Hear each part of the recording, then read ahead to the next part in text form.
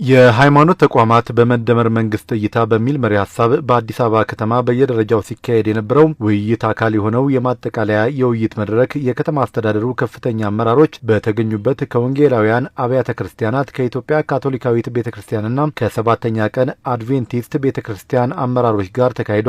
የመደመር መንግስት የወንጌል አማኞችን ጨምሮ ሁሉም የእምነት ተቋማት ኢትዮጵያ ስትገነባ ዋልታና ማገር ሆነው አስተዋጽኦ አድርገዋል በሚል ነው የሚያምነው ያሉት ከንቲባ አዳነች አቤቤ በሌሎች መስኮች ላላቸው አስተዋጽኦም እውቅና እንደሚሰጥ ነው የተናገሩት። የመደመር መንግስት የእምነት ተቋማትን የሚመለከተው ኢትዮጵያ ስትገነባ በልማቷም በሰላሟም በሀገረ መንግስቷም ግንባታ ውስጥ የወንጌል አማኞችም ማገርም ዋልታም ሆነው አብረው ሰርተዋል የሚል ግልጽ አቋም አለው። መንግስት ግልጽ እይታ አለው። ይሄንን ያምናል።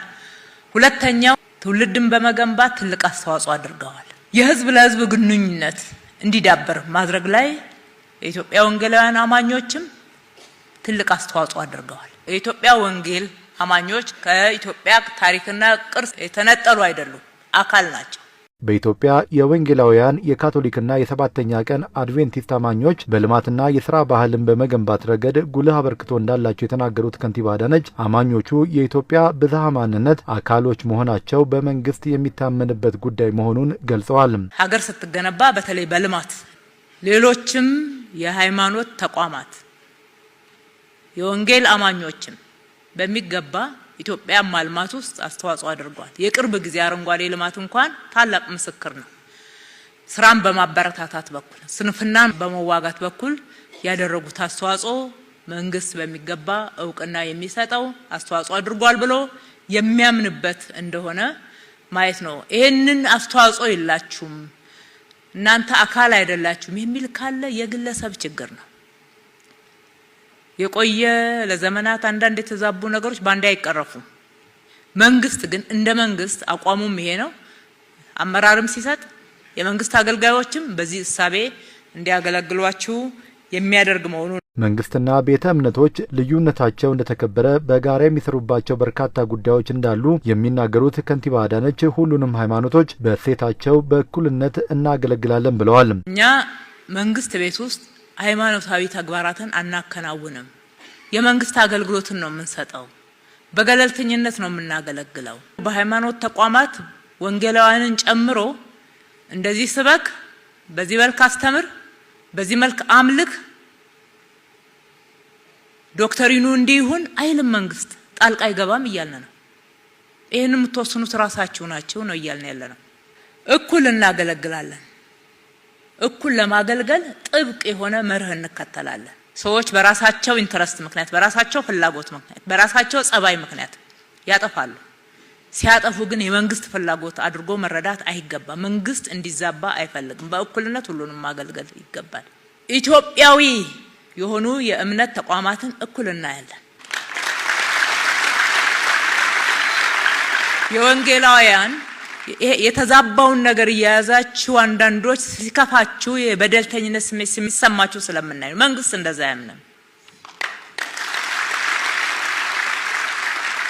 በሃይማኖት ሽፋን አንድነትን ለመከፋፈልና የጋራ እሴትን ለመሸርሸር የሚደረጉ የተለያዩ ሳቢዎችና ድርጊቶችን በጋራ መከላከል እንደሚገባና ቤተ እምነቶች ውስጣዊ አንድነታቸውን ጠብቀው ጠንካራ ሆነው ሊወጡ እንደሚገባም ነው ከንቲባ አዳነች አቤቤ የሚናገሩት። በሃይማኖት ሽፋን የፖለቲካ ተግባር ሊሆን ይችላል። ግጭትን ለማባባስ ወይም ደግሞ ለመፍጠር ሊሆን ይችላል። ጥልን፣ ክርክርን ለመፍጠር ሊሆን ይችላል። ክፍፍልን ለመፍጠር ሊሆን ይችላል።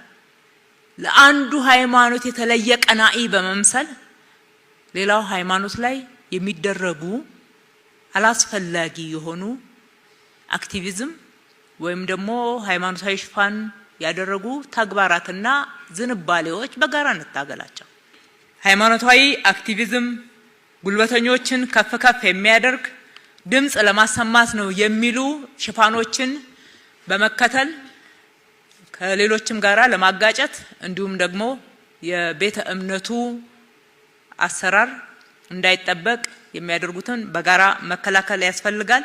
መንግስትም ላይ ሀገርም ላይ ጉዳትን ያመጣል። ጠንካራ ተቋም ነው የምንፈልገው እኛ። ጠንካራ የወንጌላውያን እምነት ተቋማት ነው የሚፈልገው። የተበታተኑ አይደሉም።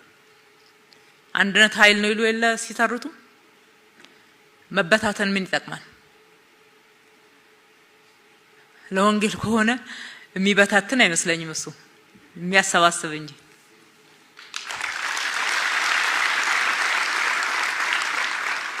እኛም አገልግሎታችን ተደራሽ እንዲሆን ሰብሰብ ማለታችሁ ነው የሚያስፈልገው።